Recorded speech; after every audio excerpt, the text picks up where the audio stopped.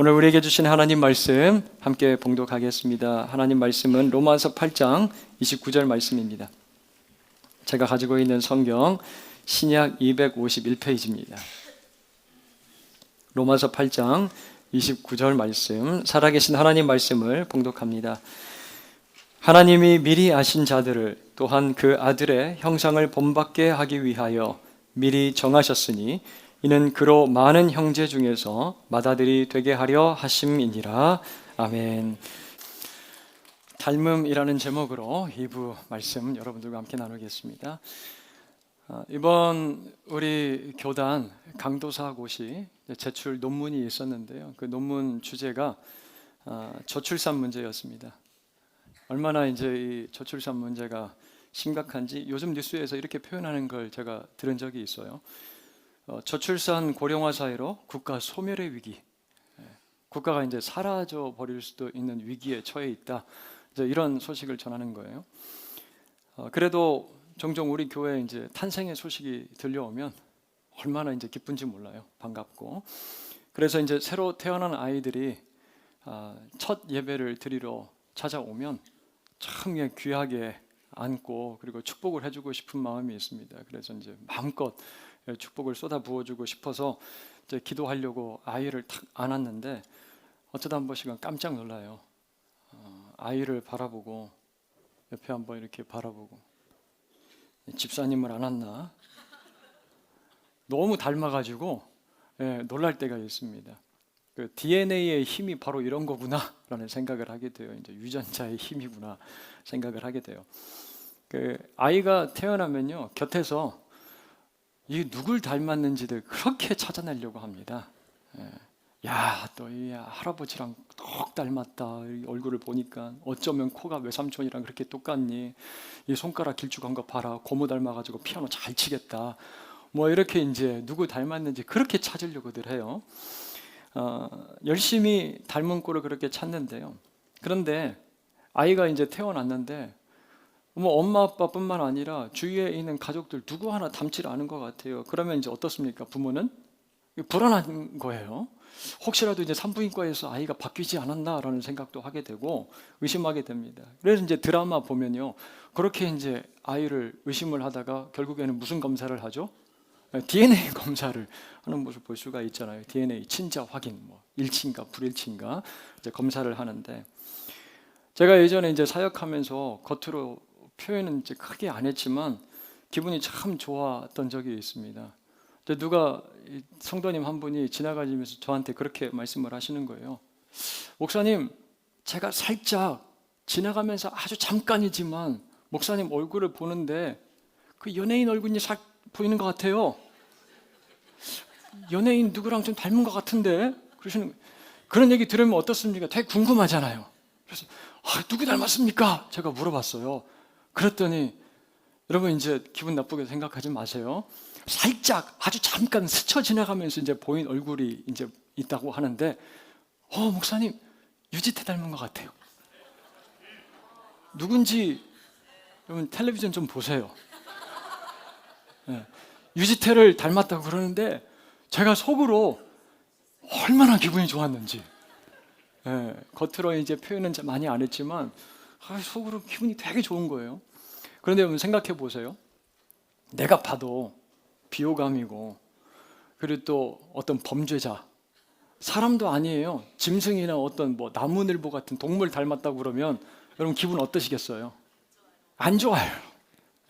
기분 상합니다. 상처받게 돼 있어요. 마찬가지로 우리 신앙에 있어서도요, 가장 기분이 좋고 기쁜 말이 있을 거예요. 누구 닮았다고 이야기를 들으면 당신 보니까 예수님 닮은 것 같아요. 그런 이야기 들으면 얼마나 좋겠어요. 당신과 함께 있으면 예수님이 어떤 분이실지 상상이 좀 되고 예수님이 느껴지는 것 같아요. 예수님이 어떤 분이셨을까? 당신 옆에 앉아 있으니까 당신의 말을 듣고 그리고 하는 삶의 행동을 보니까 느껴지는 것 같아요. 이런 말 들으면 참 좋을 거예요.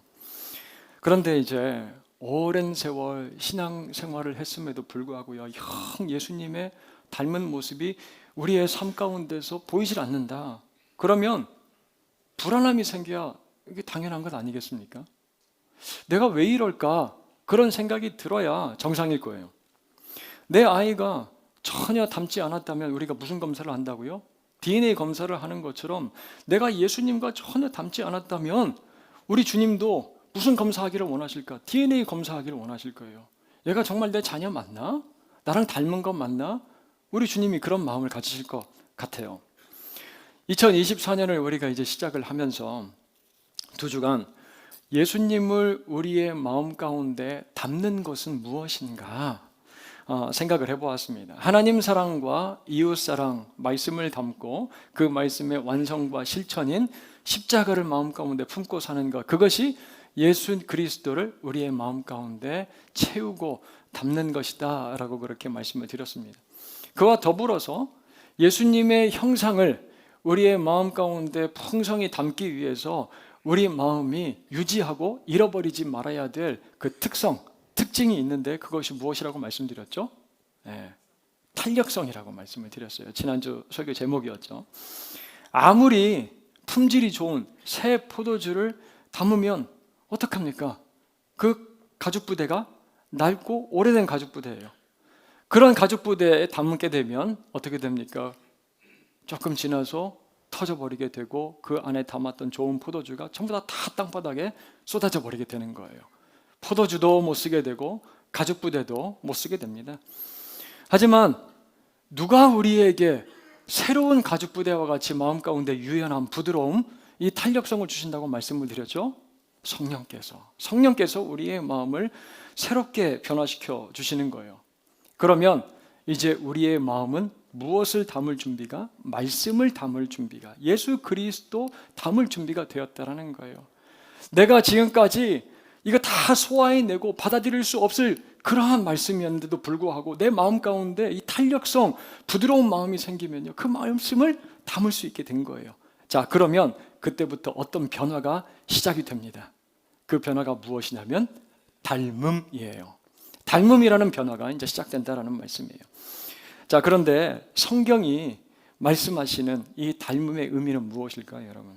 어떤 생김새나 겉모양이 이제 비슷해지는 그러한 것을 의미할 걸까요? 오늘 말씀을 통해서 성경이 우리에게 가르쳐 주시는 닮음이 무엇인지 우리가 생각하면서 주님이 주시는 은혜를 나누려고 합니다. 제가 올해 그 다이브 목회 철학의 3번째 키워드죠. 여행, 모험이라는 뜻을 가지고 있는 벤처, 이제 V의 해를 우리가 지나가고 있는데 제자 공동체, 이 훈련 공동체를 제가 이제 준비를 하면서 제자도와 훈련에 관련된 제가 예전에 읽었었던 책들을 한번 다 책장에서 꺼내서 다시 한번 전체적으로 확인을 해봤습니다. 한번 차례만 제가 목차가 무엇인지 한번 쭉 살펴봤어요. 그런데 거의 모든 책이 빼놓지 않고 다루고 있는 주제가, 키워드가 있었는데 그것이 바로 닮음이었어요. 여러분. 닮음입니다. 그만큼 우리 기독교 신앙에 있어서 아주 중요한 주제로 다뤄야 되는 것이 무엇이냐면 바로 닮음이라는 거예요. 닮음이 우리 기독교 신앙에 있어서 너무나도 중요한 주제라는 말씀입니다. 기독교 영성과 지성을 대표하는 신학자, 목회자를 꼽으라면 존 스토트 목사님을 꼽을 수가 있어요. 이제는 고인이 되어졌는데요, 오랜 세월 가르치시고 목회하신 그의 사역의 말미에 결정체처럼 그분이 이제 출간한 책이 있는데 바로 이 책입니다. 제자도라는 책이에요. 제가 참 그렇게 두껍지 않습니다. 그분의 어떤 목회와 그리고 사역들을 집대성한 책이어서 아주 이제 엑기스가 담겨 있는 좋은 책이다 생각하고 제가 이제 자주 읽는데요. 그 책에서 제 눈을 끈 대목이 하나가 있었어요. 자기 백성을 향한 하나님의 목적은 무엇인가입니다. 자기 백성을 향한 하나님의 목적은 무엇인가? 그 우리 교회 목회 철학과 비전이 자기 백성을 향한 하나님의 계획, 하나님의 계획 안으로 뛰어들어가는 교회에서 이제 뛰어들어가다 해서 다이브라고 제가 그렇게 정했는데요. 그런데 이 제자도라는 책 서두에 이런 질문을 던지고 있는 거예요. 자기 백성을 향한 하나님의 목적, 계획은 무엇인가? 그러니까 제가 이제 이 책을 더 집중해서 이제 보게 되더라고요. 86세 목회자이면서 지성, 학자, 그리고 또 교수, 그분이 진지하게 이렇게 질문을 던지고 있는 거예요. 우리가 회심하여 구원받은 하나님의 백성이 되었다면 그 다음에 해야 할 일은 무엇인가? 그리고 나서 이렇게 대답을 합니다. 하나님은 자기 백성이 그리스도처럼 되기를 바라신다는 것이다. 그리스도를 닮아가는 것이 하나님의 백성을 향한 하나님의 뜻이다 라고 그렇게 이야기를 하고 있어요. 86세 된 노 목사님이 자기의 목회를 전부 다 집대성을 하면서 나중에 엑기스처럼 뱉어내는 말이, 하나님이 우리를 향하여 가지고 계시는 목적은 바로 그리스도를 담는 것이다 라고 그렇게 언급을 한다는 거예요. 오늘 우리가 읽은 본문은요, 짧은 한 절입니다. 하지만 시간적으로 보면요, 아마도 가장 긴 범위를 이제 아우르는 말씀일 거예요. 아주 먼 과거로부터 미래, 영혼을 관통하는 변하지 않는 하나님의 계획이 무엇인지를 우리에게 가르쳐주는 말씀이라고 할 수가 있어요. 자, 먼저 29절 앞부분을 보세요. 29절 앞부분을 보면 어떻게 말씀을 시작을 하고 있냐면, 하나님이 미리 아신 자들이라는 이제 표현을 볼 수가 있습니다. 하나님이 미리 아신 자들이라는 표현이에요. 우리는 우선요, 이 미리라는 단어를, 이 의미를 영원의 개념에서 살펴보고 생각해야 됩니다.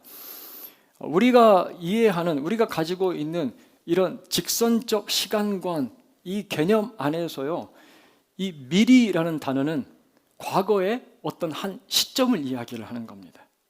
우리가 가지고 있는 직선적 시간관, 이 개념 안에서 미리라는 건 과거의 어떤 한 시점을 우리에게 이제 이야기하는 것처럼 들려요. 하지만 하나님은 누구십니까? 시간을 초월하시고 시간을 창조하시고 시간을 다스리시는 분이 바로 우리 하나님이라는 말씀이에요.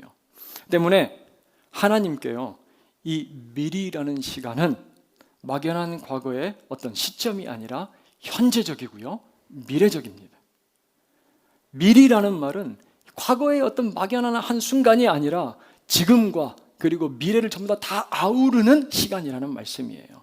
자, 그렇게 볼 때 하나님이 미리 아신 자들이라는 표현, 우리가 그냥 가지고 있는 이 직선적 시간관 안에서 생각을 해보면요, 굉장히 협의적인, 지엽적이고 축소된 의미가 되고 말아요. 여러분 기억력 좋으세요? 이 말씀을 드렸는데 지난주 설교 제목이 무엇이었는지 혹시 기억하십니까? 기억력 참 좋으세요. 그런 다음 주도 기억하실 거라고 생각하세요? 우리 세안교회 초대 목사님이신 김우함 목사님께서 이제 초청을 받아서 우리 교회에 다시 한번 오셔서 설교를 하시는데, 그 설교를 하시다가 열심히 누가 이제 메모하시고 막 받아 적는 모습을 보면서 이렇게 얘기를 하셨다는 거예요. 적지 마세요. 그렇게 얘기를 했더니, 적지 마세요. 나중에 또 설교할 게 있어야 될 거 아닙니까? 좀 잊으셔야 내가 나중에 설교할 게 또 생길 거 아닙니까? 이렇게 이제 말씀을 하셨다는 거예요. 여러분 괜찮습니다. 제 이제 설교할 때는 여러분들 적으셔도 괜찮아요. 적고 또 이제 묵상을 하시고 한 주간 기억도 하셔야 되겠는데, 그런데 여러분 아무리 적고 남겨도요, 시간이 흐르면 희미해지는 거예요. 흐릿해집니다. 그 영화 제목 중에 내 머릿속에 지우개도 있더라고요. 마치 지우개가 내 머릿속에 들어있는 것처럼 어떤 기억을 고스란히 잘 담아 놓으려고 해도 시간이 지나면요, 이거 가물가물해집니다. 희미해지는 거예요. 그런데 하나님의 미리 아심은 어떻습니까? 이렇게 그냥 잊혀져 버리고 희미해지는 그런 기억이 아니라는 말씀이에요. 현재에도 미래에도 변하지 않는 아주 분명하고 선명한 알미라는 거예요. 그런데 여러분, 하나님께서 무엇을 아셨다는 말씀인가요? 이 말씀에 대해서 이렇게 이제 이해하고 해석하는 사람들이 있어요. 하나님께서 우리가 미래에 아니면 지금 현재 먼 과거에 어떻게 행동하고 살아갈 것인지를 전부 다 아셨다라고 생각을 하는 거예요. 그래서 누구를 구원하고 구원하지 말아야 될지 하나님께서 결정하실 수 있는 근거가 된다라고 그렇게 이제 이해를 하고 해석을 하는 거예요. 하나님께서 우리가 지금 살아가고 있는 모습을 아주 먼 과거에 다 보고 알고 계셨기 때문에 그걸 근거로 해서 구원의 결정의 기준을 삼는다라는 말씀이에요. 자, 그러면 이렇게 한번 생각을 해봐도 좋을 것 같아요. 점쟁이에게 찾아가서요, 야, 10년 후에 내가 어떻게 살아가는지를 좀 보여주세요. 그러면 그 점쟁이가 어떻게 합니까? 앞에 있는 유리구슬을 탁 놓고 싹싹 닦아요. 그러면 그 유리구슬 수정해서 뭐가 보입니까? 10년 후에 내가 어떻게 살아가는지가 이렇게 보이잖아요. 여러분, 이것처럼 하나님의 미리 아심을 이해를 하면 어떻게 됩니까? 누가 착하게 살고 선하게 행동할지를 미리 알고 하나님께서 그것을 근거로 구원하시는 기준을 삼게 된다라는 논리로 빠지게 돼요. 그렇다면 우리의 구원, 우리가 하나님께로부터 받은 이 구원, 그 구원은 궁극적으로 무엇 때문이에요? 하나님이 구원해 주신 게 아니라 하나님은 그저 미리 아실 뿐이고, 구원을 받게 된 이유는 이유는 무엇입니까? 내가 선하게 살고 내가 바르게 살아서. 그게 이제 구원의 이유와 목적이 된다는 거예요. 하지만 성경을 잘 살펴보면요, 하나님의 이 미리 아심이 그냥 단순하게 과거의 하나님이 우리가 어떻게 살아갈지를 아신다, 그 주술사의 예지력 정도의 의미가 아니라는 사실을 우리가 볼 수가 있어요. 여기서 하나님의 미리 아심은 여러분 관계예요. 하나님이 미리 아셨다라는 건 관계입니다. 그 100년만 거슬러 올라가도요, 여기에 앉아있는 여러분들 중 누구도 찾아볼 수가 없을 거예요. 한 분도 여기에 안 계십니다. 100년만 지나도. 그런데 태초전에 우리를 이미 알고 깊은 관계 가운데 우리를 사랑하시고 아끼셨던 분이 계시는데, 그분이 누구시라고요? 하나님이라는 말씀입니다. 하나님이 우리를 태초 전부터 알고 계셨다라는 거예요. 여러분, 길거리 이제 지나가다가 갑자기 누군가 내 얼굴을 빤히 쳐다보고 갑자기 다가와서 이렇게 얘기를 해요. 너 나 알지? 너 나 알지? 이게 무슨 의미입니까? 우리가 서로 만난 적 있지? 우리가 그냥 모르는 사이 아니지? 이거 이제 물어보는 거잖아요, 여러분. 학창시절 그렇게 막 친하진 않았는데 그냥 알고 지내던 친구가 나중에 보니까 그냥 유명한 연예인이 된 거예요. 그러다 길 가다가 마주쳤어요. 나는 기억을 하거든요. 마음 가운데 어떠한 기대가 생깁니까? 어머, 나한테 좀 다가와서 아는 척 해줬으면 좋겠다. 그런 이제 기대와 설레임이 생기는 거잖아요. 제가 목회하면서 참 죄송할 때가 있는데, 그 오래전 사역할 때 교회에서 함께 이제 신앙생활 하던 성도님이 제게 찾아와서 너무 반갑게 인사를 해주시는데요. 저는 이제 많은 성도님들을 대하고 목회를 하다 보니까 이분이 누구지? 내가 빨리 기억이 나야 될 텐데. 근데 그분은 저를 너무 잘 알아서 막 얘기를 하시는 거예요. 막 속으로 죄송합니다 그러면서 주님 기억나게 하여 주시옵소서 막 기도를 하게 돼요. 끝까지 생각이 안 나면 얼마나 민망한지 몰라요. 여러분, 하나님께서요, 우리를 향하여 이렇게 말씀하지 않는다라는 겁니다. 내가 너 알 거는 같은데 시간이 하도 오래 흘러가지고 내가 기억에서 가물가물하다. 너 이름 뭐야? 내가 너 어떻게 알지? 이렇게 말씀하지 않는다라는 거예요. 우리를 미리 아신 하나님은 지금도 그리고 미래에도 이렇게 우리에게 말씀을 하세요. 내가 너 잘 알지. 내가 그 누구보다 너 잘 알지. 그렇게 말씀하신다는 거예요. 관계적으로, 친밀하게, 그리고 현재적으로 우리를 아신다고 말씀을 하시는 거예요. 자, 그렇게 우리를 알고 계시는 하나님, 어떤 분인지 로마서 11장 2절 말씀을 보도록 하겠습니다. 제가 읽어드리겠습니다. 로마서 11장 2절 말씀이에요. 하나님이 그 미리 하신 자기 백성을 버리지 아니하셨으니 라고 합니다. 하나님께서 미리 아셨던 그 백성을 잊지 않으시고 영원히 어떻게 하신다고요? 자기 백성을 버리지 않는다, 지켜주신다라고 말씀을 하시는 거예요. 사랑하고 계속해서 관심을 가지신다라고 우리에게 들려주세요. 사랑하는 여러분, 이 자리에 지금 앉아서 예배드리고 있는 우리들은 누구입니까? 하나님께서 기억해 주신 사람들이라는 사실을 믿으시기를 바랍니다.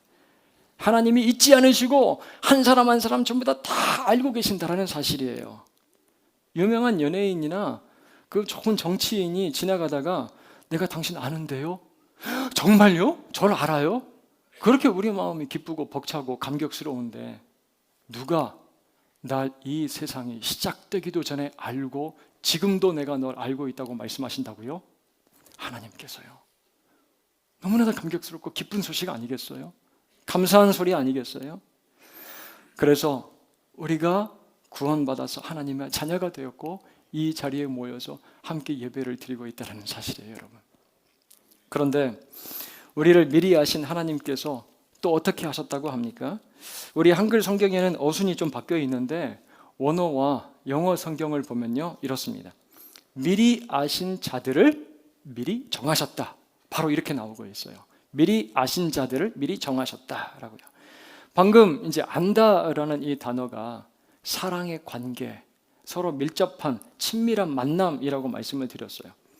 하나님이 사랑하시고 아끼고 버리지 않는 그러한 자기 백성들을 향하여서 무언가를 미리 정하셨다라고 이제 말씀을 하시는 거예요.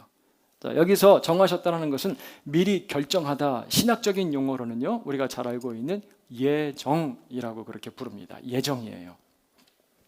예정을 이렇게 우리가 한번 생각을 해볼 수가 있을 거예요. 마라톤 감독이 한강에 나가서 매일마다 이렇게 조깅을 합니다. 아침마다 뛰는데요. 그 자기 옆에서 한 친구가 지치지 않고 자기보다 이제 앞으로 뛰어나가기도 하고 그리고 페이스를 잃어버리지 않고 너무나 달리기를 잘하는 거예요. 그래서 관심을 갖게 됩니다. 관심을 갖고 그 청년을 이제 유심하게 살펴보는 거예요. 매일매일 나가서 뛰는 모습을. 뛸 때 보폭은 어떤지, 그리고 팔은 어떻게 휘두르는지, 그리고 나쁜 습관은 없는가까지 꼼꼼하게 하나하나 전부 다 살펴보는 거예요. 적기도 하고요. 하지만 이 청년은 압니까? 그 사실을? 모르는 거예요. 이 감독은 조용하게 그 청년한테 알리지 않고 곁에서 이제 지켜만 보는 거예요. 그런데 어느 때가 옵니다. 어느 날 다가가서 이렇게 얘기를 하는 거예요. 청년, 내가 당신을 잘 압니다. 이 나를 어떻게 잘 알고 있어요? 어떻게 알아요? 옆에서 계속 지금까지 지켜봐 왔기 때문에 아는 거예요. 그리고 이렇게 이야기를 합니다. 혹시 마라톤 선수가 될 마음은 없으십니까? 마라톤 선수가 한번 돼보시죠. 그렇게 얘기를. 나는 마라톤 선수가 될 그런 자질도 없고 그런 능력도 없는 사람입니다. 그렇게 얘기를 하는데 감독이 이렇게, 내가 당신을 지금까지 계속 지켜봐 왔는데 당신은 잘 뛸 수 있는 사람입니다. 마라톤 선수가 되십시오 라고 그렇게 얘기를 하는 거예요. 자, 여러분, 이 감독이 그 청년에게 다가가서 이렇게 얘기할 때는 머릿속에 그냥 아무런 생각 없이 목적도 이유도 없이 가서 이야기를 하는 걸까요? 그렇지 않습니다.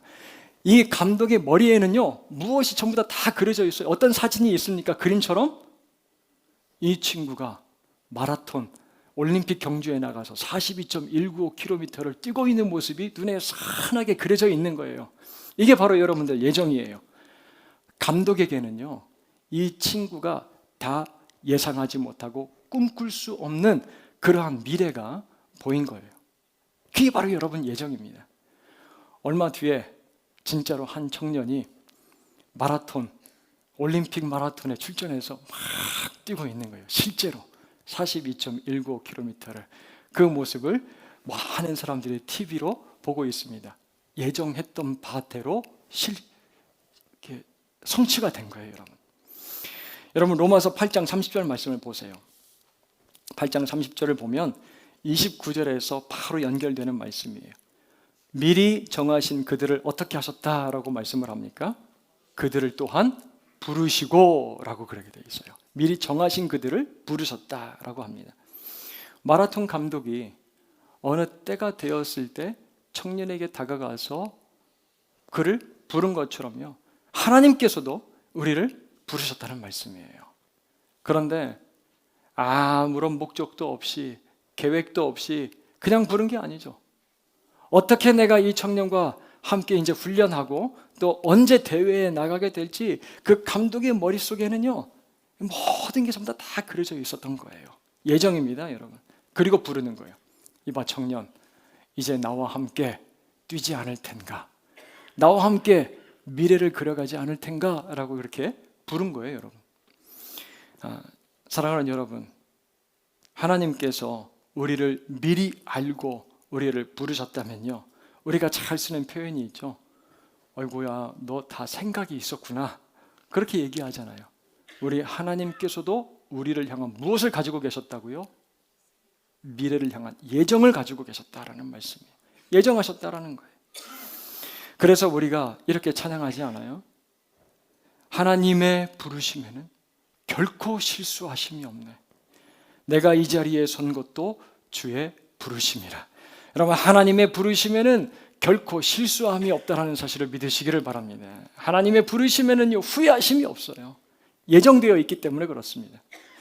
성도 여러분, 우리를 부르시고 그리고 우리를 구원하신 하나님은요, 우리를 아시고 또 우리를 향한 계획이 분명히 있다는 사실을 믿으시기를 바랍니다. 아브라함을 부르실 때도 마찬가지예요. 당장은 전혀 그의 눈에 아무런 길도 보이지 않았어요. 하지만 하나님께서 이렇게 말씀을 하십니다. 아브라함에게 창세기 12장 1절이에요. 너는 너의 고향과 친척과 아버지의 집을 떠나 어떠한 땅으로 가라고 말씀을 하십니까? 내가 내게 보여줄 땅으로 가라. 하나님은 그를 부르실 때요, 아무런 계획과 목적 없이 부르신 게 아니에요. 어느 땅으로 그를 인도하여 들이실지 하나님은 예정하셨고 다 알고 계셨다라는 말씀이에요. 욥도 하나님께 이렇게 고백을 하고 있어요. 욥기 23장 10절 말씀 같이 한번 읽도록 하겠습니다. 10절 말씀입니다. 시작. 나의 길을 오직 정금같이 나오리라 라고 합니다. 나의 가는 길을 그 누구도 알지 못하지만, 나 자신도 알지 못하지만 오직 누가 아신다고요? 하나님 당신이 아신다는 거예요.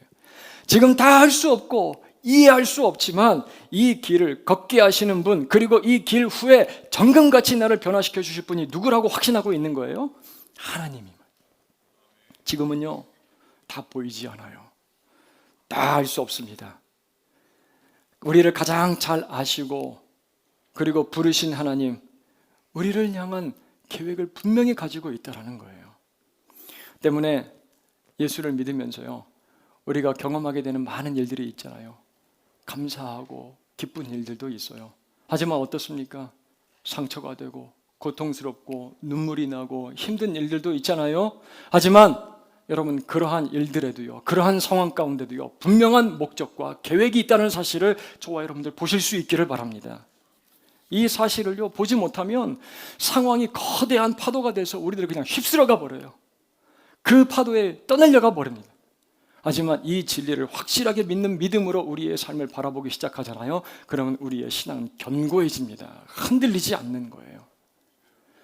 그렇다면 하나님은요, 미리 아신 자들, 즉 자기가 사랑하고 아끼는 우리를 어떠한 계획과 목적을 위해서 예정하셨다고 말씀을 하세요. 29절. 그 아들의 형상을 본받게 하기 위하여. 그 아들의 형상을 본받게 하기 위하여 하나님께서 우리를 미리 아시고 예정하시고 부르셨다라는 말씀이에요.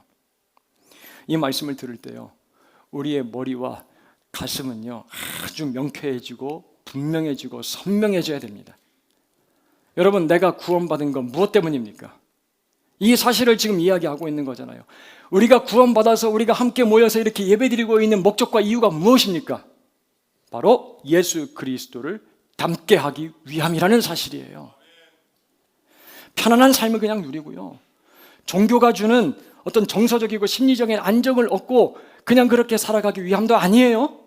다른 무속신앙처럼 내가 막 지극정성으로 빌고 막 간절히 구하면 내가 바라고 원하는 것들을 성취하고 이루는 것이 여러분 기독교의 목적과 이유가 아니에요. 무엇입니까? 하나님이 우리를 미리 아시고 우리를 예정하시고 부르신 그 목적은요, 하나님의 그 아들의 형상을 본받게 하기 위함이라는 사실이에요. 여러분, 하나님을 가장 많이 닮은 그의 맏아들 예수 그리스도, 그의 형상을 본받으면서 살아가도록 우리를 예정하셨다는 말씀입니다. 이것이 우리가 살아가는 목적이고 이유예요. 여러분, 우리 하나님을 가장 완벽하게 닮으신 예수님, 그분이 하나님이시잖아요. 그를 향해서 하나님께서 어떻게 자기 마음을 표현하시는지 한번 찾아보세요. 예수님께서 요단강에서 세례를 받고 올라오실 때 하늘 문이 열리고요, 성령이 비둘기처럼 그 위에 임합니다. 그리고 음성이 들려와요. 어떤 음성이 들려오냐면 마태복음 3장 17절이에요. 함께 읽도록 하겠습니다. 같이 읽습니다. 하늘로부터 소리가 있어 말씀하시되 이는 내 사랑하는 아들이요 내 기뻐하는 자라 하시니라. 아멘. 하나님은요, 예수님을 향하여 이는 내 사랑하는 아들이요 내 기뻐하는 자다 라고 말씀을 하시는데, 언제 그 음성이 들려옵니까? 하늘의 문이 열리고 성령이 비둘기처럼 예수 그리스도 위에 임할 때예요. 여러분, 우리도 하나님께로부터요, 너는 내 사랑하는 자녀, 너무 내가 기뻐하는 자란다 라는 음성 들을 수 있기를 주님의 이름으로 축복합니다. 매일매일 우리의 삶 가운데 이 하나님의 음성이 들려왔으면 좋겠어요. 그렇다면 우리는 누구를 닮아가는 삶을 살아가야 됩니까? 하나님을 가장 많이 닮았던 그의 맏아들 예수 그리스도처럼 우리도 예수 그리스도를 닮아갈 때 하나님께로부터 이런 음성을 들을 수 있는 것 아니겠어요? 그렇다면 우리도 예수님처럼 무엇을 받아야 합니까? 어떤 지식, 어떤 삶의 막 치열한 노력? 아니에요. 예수님이 받았던 비둘기처럼 임한 성령을 받으면 우리가 예수 그리스도를 닮아가게 되는 거예요, 여러분. 제 뇌리에 깊이 박혀서 잊혀지지 않고 지금도 생생하게 기억이 나는 아버지의 미소가 있어요. 아버지가 그때 그 전까지는 한 번도 저에게 그런 미소를 지어본 적이 없었던 것처럼 생각이 들어요. 목회하셨던 제 부친은요, 굉장히 자기 관리가 이제 철저하고 MBTI로 치자면 극아이입니다. 굉장히 내향적이고 내성적이고, 그리고 표현도 과하지 않고요, 막 웃을 때도 막 크게 웃질 않습니다. 이렇게 웃으시고 무척 절제하는 분이세요. 굉장히 절제하시는 분이세요. 그런데 그날은요, 저를 포옹하듯이 한 손으로 저의 어깨를 탁 감싸고 저를 바라보면서 환하고 아름다운 미소를 저를 바라보시는 거예요. 미소를 활짝 지으시면서. 그날이 언제였냐면 2008년도 10월 14일 제가 목사 된 날입니다. 제가 이제 목사 안수를 받았던 날인데, 그 목사 안수식이 끝나고 나서 나오는데 아버지께서 저한테 이렇게 얘기를 하시는 거예요. 아들이 목사가 됐네. 아들이 목사가 됐네. 저는요, 이제 목사 안수를 딱 받고 나서요, 이게 실감도 안 되고, 야, 내가 이제 강을 건넜구나. 이제 더 이상 되돌아가지 못할 길을 가게 됐구나. 마음도 착잡하고 오만 가지 이제 생각들이 마음속에서 다 교체를 하는데, 아버지는 그 모습이 그렇게 좋았나 봐요. 제 속도 모르고 아들이 목사가 됐네 그러면서 막 웃으시는 거예요, 환하게. 오늘 말씀을 준비를 하면서요, 왜 그랬는지 알 것 같은 거예요. 자기가 지금까지 목회했던 목회자의 그 모습으로 닮아가는 아들의 모습이 보여서 그런 것 같다라는 생각이 드는 거예요. 그리고 계속해서 주님 맡겨주신 사명의 길을 걸어가면서 예수님 닮아가고 목회자의 모습, 자기의 모습을 닮아가겠구나라는 생각을 하니까 그 마음 가운데 그렇게 감사하고 감격스러워서 기뻐하면서 그렇게 웃으셨구나라는 생각이 들었어요. 사랑하는 여러분, 닮음은요, 우리를 하나님이 구원하신 목적과 이유입니다. 이 사실을 꼭 기억하실 수 있기를 바라요. 우리가 신앙생활하는 것, 그리고 매주일 나와서 예배를 드리고요, 친교도 하고 선교 교육 봉사가 우리 교회의 이제 비전인데, 그것도 무엇을 위해서 하는 일입니까? 다 예수 그리스도의 형상을 본받게 하기 위함, 그 여정과 여행이라는 사실이에요. 도전이라는 사실이에요. 여러분, 아무리 일을 열심히 하고요, 아무리 친교를 많이 하고 식사도 하고 성경 공부도 많이 하고요, 선교를 가고 교회 건물을 세우고요, 성도 수가 늘어나고 교회 재정이 증가해도, 여러분, 예수 그리스도의 그 온전한 형상을 우리가 본받고 닮아가지 않는다면요, 이건 아주 기형적인 모습이에요. 잘못된 모습입니다. 아무리 적은 숫자가 있더라도요, 하나님이 사랑하시고 기뻐하는 공동체는 자기의 맏아들 예수 그리스도 닮아가는 형상들이 그 안에 보일 때예요. 그때 하나님께서 칭찬하시는 거예요. 내가 사랑하고 내가 참 기뻐하는 교회다라고요. 만약에 그렇지 않다면 하나님께서 이렇게 물어보실 거예요. 너 어떻게 이렇게 오랜 세월 신앙생활 했는데 나랑 닮은 구석이 그렇게 없니? 이상하다. 이거 DNA 검사 한번 해봐야 되는 것 아니야? 그렇게 말씀하실 수도 있어요, 여러분. 여러분, 성령 안에서 우리가 예수 그리스도의 형상으로 닮아가고 변화가 될 때 하나님은 우리를 향하여 이렇게 말씀하십니다. 내가 사랑하는 자요, 내가 기뻐하는 자란다. 내가 사랑하는 자요, 내가 기뻐하는 자란다. 우리 모두가 우리를 자기 자녀로 부르신 우리 하나님의 목적, 그리스도 닮아가는 이 삶, 그리스도를 본받아가는 삶, 멈추지 않고 계속하며 하나님께 이러한 음성 들을 수 있는 저와 여러분들 모두가 되길 주님의 이름으로 축원합니다. 들은 말씀을 기억하며 다 같이 일어서서 우리 찬양하며 나아가겠습니다.